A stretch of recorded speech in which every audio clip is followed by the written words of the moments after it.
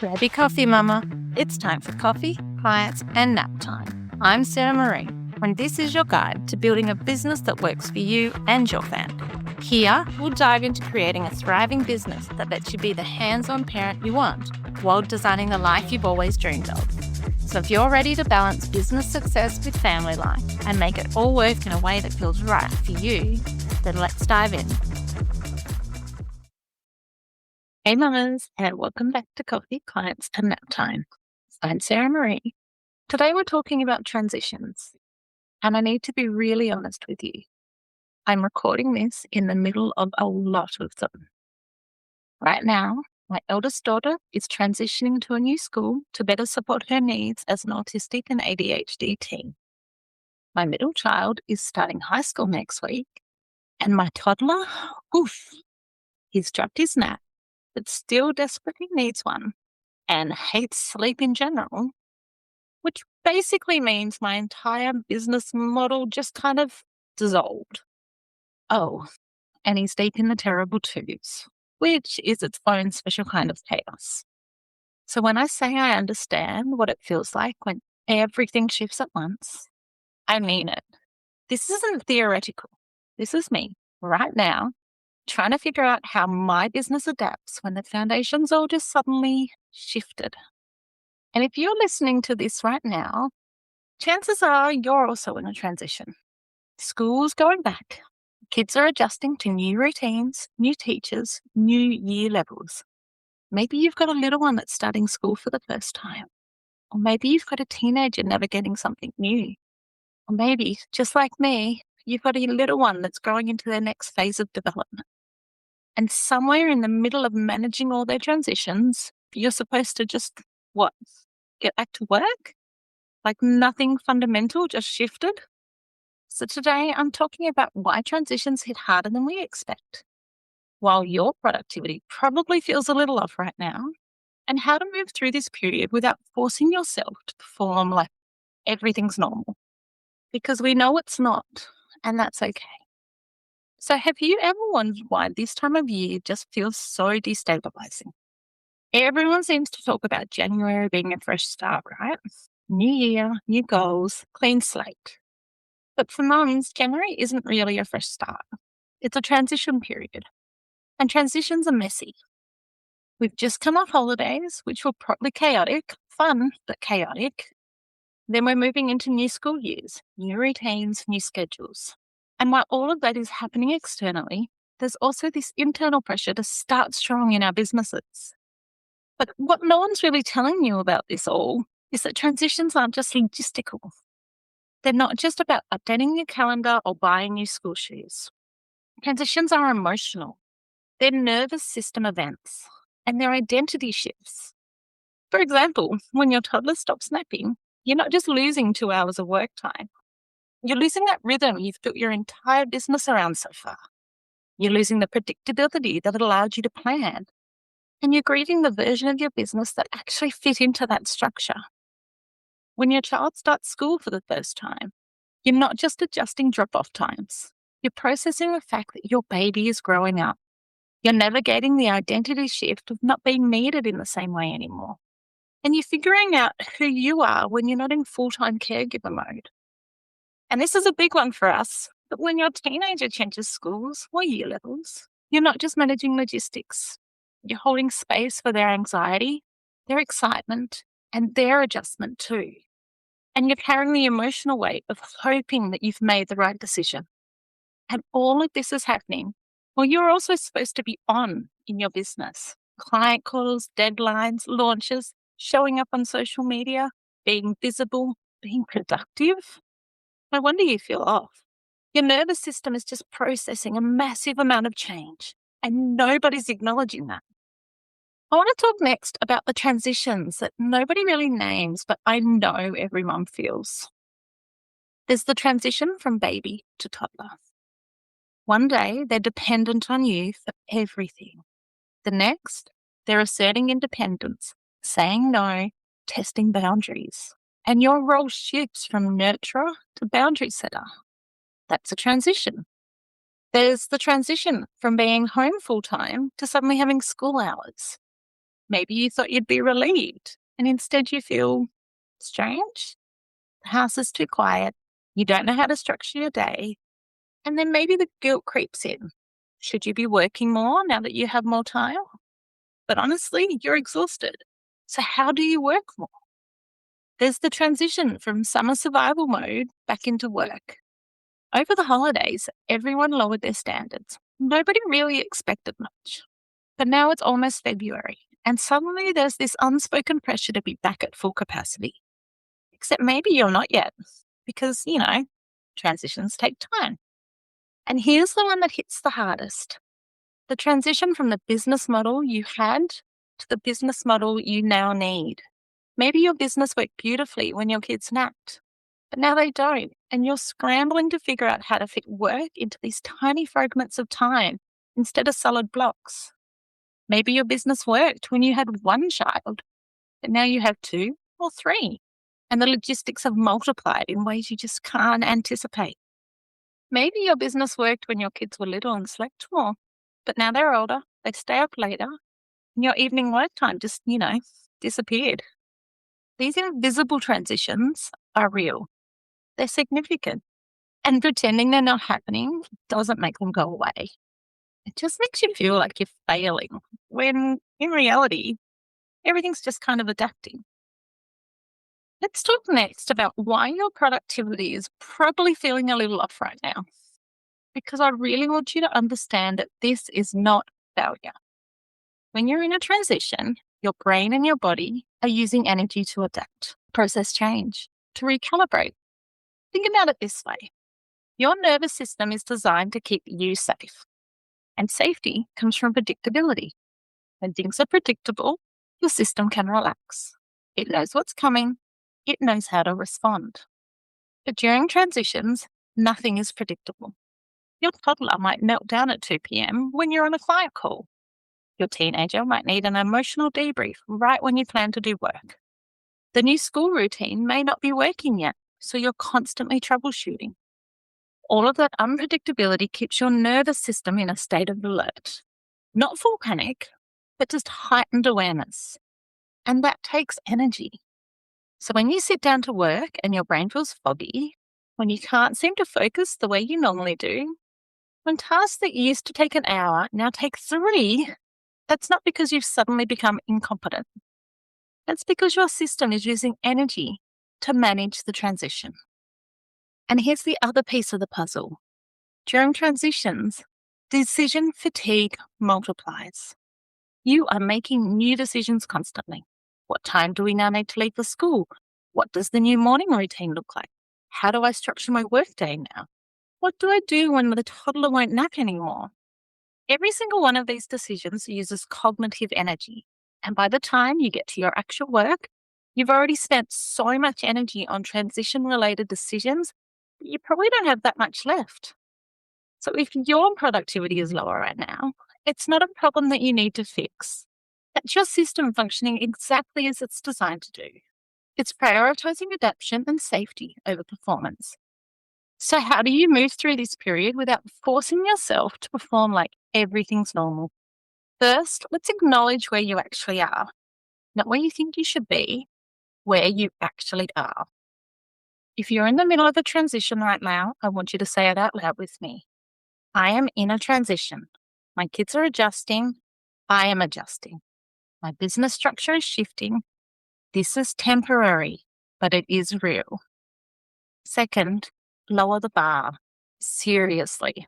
Whatever you think you should be doing right now, maybe cut it in half. If you plan to launch something in February, maybe postpone it. If you committed to posting 3 times a week, maybe reduce it for a while. If you have big goals for the first quarter, maybe scale them back to what's actually achievable given the reality of your life right now. This isn't giving up. This is being realistic. Transitions are temporary. You will find your rhythm again. But trying to maintain full productivity during a transition just extends the transition because you never give yourself space to actually adapt. Third, focus on maintenance, not growth. During transition periods, the goal shouldn't be to expand. The goal should simply be to sustain. Serve your existing clients well. Honor your commitments. Show up where you've already committed to showing up. But don't add new things. Don't push for more. And don't try to prove you're still capable by overloading yourself. And fourth, and this is critical, give yourself a timeline. Transitions don't last forever, but they do take time. Generally, it can take up to 6 to 8 weeks for a new routine to feel normal. So school's just gone back, so you're probably not going to feel settled till the end of February. You may not even feel settled until mid-March. And that's okay. Give yourself that time. Tell yourself, for the next 6 weeks, I am in adaptation mode. I'm not expecting peak performance. I am simply expecting gentle adjustment. That's how you re-enter softly, by acknowledging reality, slightly lowering the bar, focusing on maintenance, and actually giving yourself time to adapt. I want to touch next on what not to do, because honestly, I see so many mums making these mistakes during transitions and then wondering why they're burnt out. Don't launch something new. I know. You're excited about the new offer or the new program or the new direction. But transitions are not the time for launches. Launches require energy. They require focus and momentum. And during transitions, all three of those are compromised. Wait until you're settled. The idea will still be there, but trying to launch in the middle of a transition period is a recipe for either a failed launch or complete exhaustion. Also, don't overhaul your entire business. Transition periods make us want to fix everything at once. If the structure isn't working, maybe we should change all of it, right? Wrong. Transitions are not the time for massive business overhauls. Make slight adjustments. Test things. See what works. But don't blow up your entire model because it doesn't fit the current chaos. Because remember, this chaos is temporary. Another thing to avoid is setting pressure-filled goals. Putting pressure on yourself like, this quarter I'm going to double my income, or sign 10 new clients, or completely rebuild my audience. They're hard enough when you're stable. But during a transition, they're near impossible. And setting impossible goals just sets you up to feel like a failure. So instead, set gentle goals. Maybe something like, this quarter I'm going to maintain my current client load and figure out how it works in my new routine. That's actually a really good goal. And it's achievable. And finally, and this may be the most important one, don't compare yourself to people who aren't in a transition period. So if you see someone else crushing it on social media right now, remember, you don't actually know what season they're in. Maybe their kids are older. Maybe they have full-time care. Maybe they're not in the middle of 3 simultaneous transitions. Your pace right now is exactly right for where you are. So don't let someone else's pace make you feel like you're the one behind.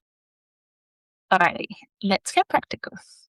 Whenever you're in a transition, whether it's right now or maybe 6 months from now, here are 3 questions to ask yourself. Question 1, what is changing externally? I want you to name the logistical shifts, school times, nap schedules, work hours, routines.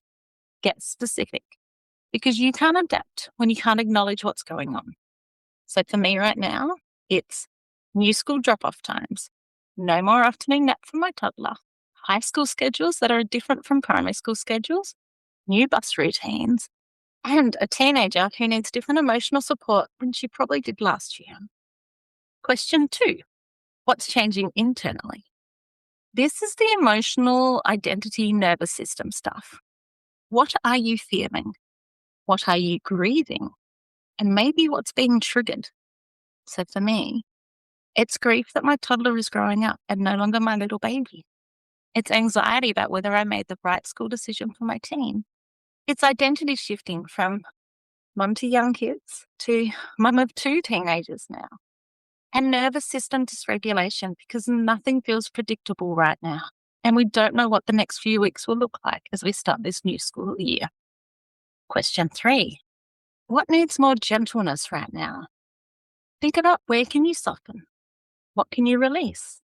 What expectation can you let go of, even if just for now?